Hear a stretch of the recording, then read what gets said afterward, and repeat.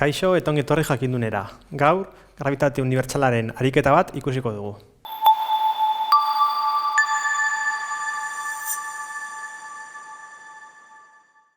Ikusten dugunez, ariketa honetan datu hauek ematen dizkigute. Lehen gorputza 8 kilogramo pisatzen dau, bigarrenak 12, bien arteko distantzia 3 metrokoa da, eta grabitate konstantea balore hau da. Esaten digutena da, bien arteko indarra zein den kalkulatu behar dugula.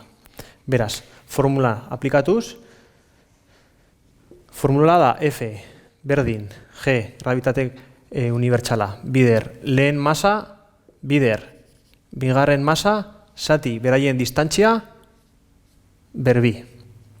Hau, kalkulagailuan sartzen badugu, ikusiko dugu.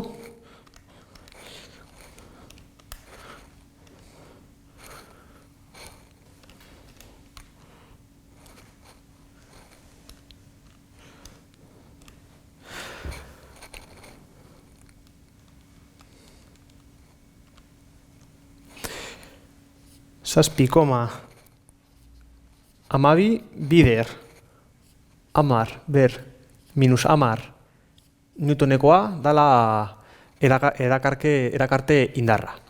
Beraz, hau izan da dana. Mi esker ikustegatik eta gogoratu sare sozialetan eta web orrian jarraitu jakindun.